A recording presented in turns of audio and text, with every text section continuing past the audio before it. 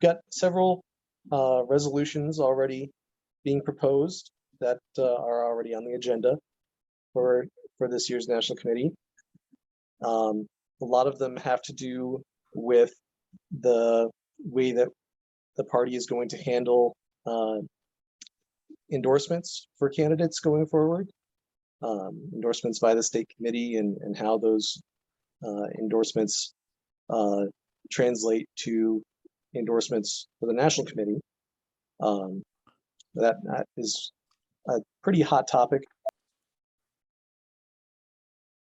The background, there were 2 state endorsements, one in California, one in Utah, earlier this year that the National Committee censured. So that's why this topic at this convention. And it is going to be, definitely there's going to be some debate over how to handle those in the future.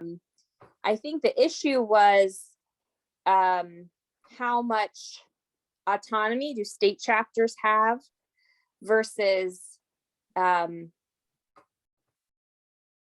patient of the party, and making sure that we're not endorsing someone who is not in line with our statement of principles. And I think that's the basic argument. It wasn't really, I think most people understood the censure, but maybe the way in which it was done, they want to like kind of, they want to make a path forward so that there can be very clear guidelines, I think. And I also think people want to talk about how many outside endorsements we really want to even do in the first place. Like, do we want this to be something rare? Or do we want it to be, some delegates are proposing things like voter guides. Do we want to go that far? So I think it's a question of how much do we want to be even getting in the game of endorsing outside candidates versus how much do we want to stick our energy to ASP candidates. And so I think that's probably the crux of the debate. But Matt, I don't know if you have any different ideas about where you think it's going to go. Yeah, I think that pretty well sums it up. I think that there's a lot of consensus about the idea that we want to try to avoid these situations in the future involving censure, because right now our bylaws require that any state endorsements are automatically considered the endorsements of the whole party.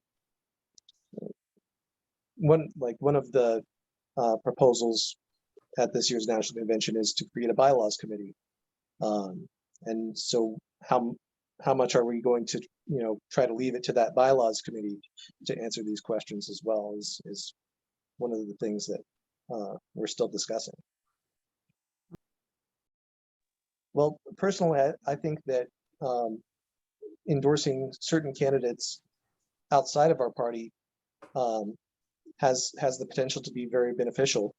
I think that there's some degree of agreement on that in the sense that a lot of people are quite pleased with our or at least the Illinois chapter endorsement of Chris Butler, who you mentioned earlier, who has been running on the Democratic ticket. And I think that hopefully there will be several other cases like that in the future where there will be candidates running who are not necessarily running as members of the American Solidarity Party or who are members of the American Solidarity Party, but recognizing that they may have a better chance at election trying to go through a major party ticket that has a ballot line. I personally don't want to see us discourage that, but I think that there's also a lot of agreement that there need to be some kind of standards about how those endorsements are made. Personally, those endorsements should continue to be made sparingly, but at the same time,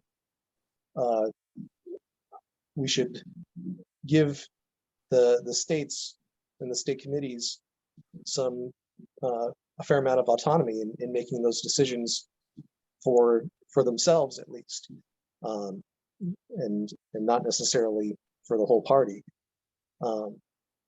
because I think that's a great way to build alliances, to build consensus and coalitions with other people. So it's a delicate matter to try to strike that balance of encouraging it to be done where it should be done, but at the same time urging caution, urging certain standards and procedures that should be taken into account. Yeah, I do think the arguments about it come down to arguments about Big Tent and who we want to be reaching out to. And I think that there's a disagreement between people who feel that we haven't reached everyone who agrees with us yet. Okay, bring me your cup. Sorry. Please don't apologize. You take care of them. I need them on my side more than I need you, I think. So. Yeah, so I think it's an argument between people who maybe are more willing to compromise in certain areas, or who kind of see it as like a bridge building opportunity, like Matt was saying. And then perhaps people who are thinking that we still haven't reached our capacity yet with people who already agree with our statement of principles. And so it does become a question of like, what is our tent? What do we hold most dear? And I think the Chris Butler campaign is a really good example of something that works really well. Because it's not just that he's a pro-life Democrat, but it's that he agrees with us on so many other things as well. And so, and his rhetoric is just, taking a new approach